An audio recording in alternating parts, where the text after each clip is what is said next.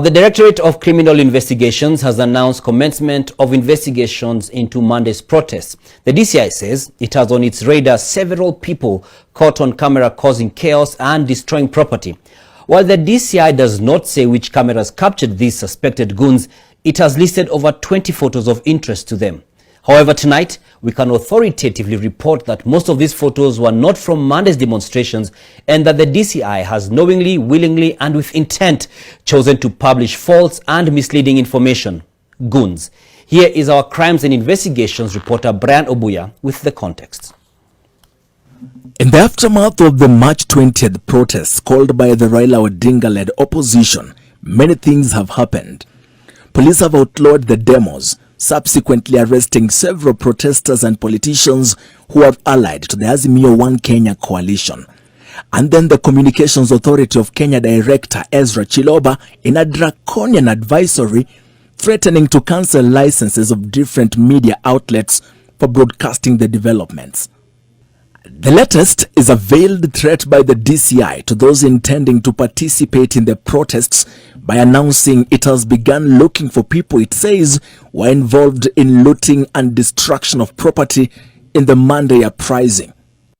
The Mohammed Amin-led DCI has published 27 photos on its Twitter page, asking persons who appear in those photos to surrender to their nearest police stations for participating in the protests. Now, NTV's investigations unit can now begin to deconstruct the DCI's narrative and show you exactly how the country's top investigative body lied to the public. One of those photos is this one.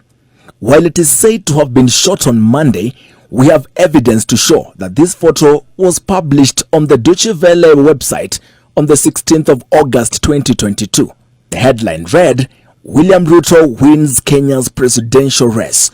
This photo was posted a day after the controversial Chebukati declaration. We know that these were protests against the presidential results, and assuming we are wrong about that, at least we are confident that the photo was available back in August 2022.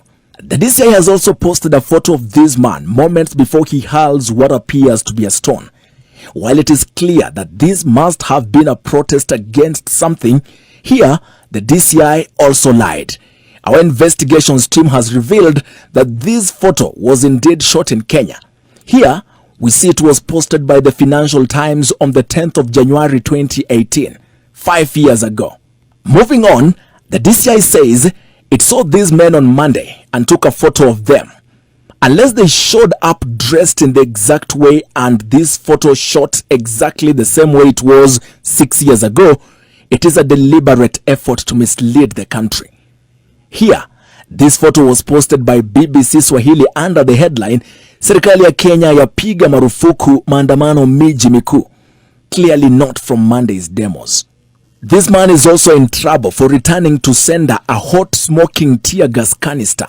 The DCI say they captured him on Monday, but our intense analysis the last couple of hours has landed us here. This photo is being sold for 69,000 Kenya shillings. Getty Images, a commercial pool of pictures, say they shot it in Kibra slums on January 17th, 2008, 15 years ago. And there are more, but maybe before we close, we also realize that the DCI did not just pull photos from Kenya to fool the public. This photo was shot in Burundi at the center of a political unrest, not recently, but in May 2015, 8 years ago. There appears to be a serious appetite for disinformation in this country. Last week, Embakasi Member of Parliament Babu Owino hoodwinked the country by publishing false and misleading information claiming that this video was filmed at Jacaranda grounds.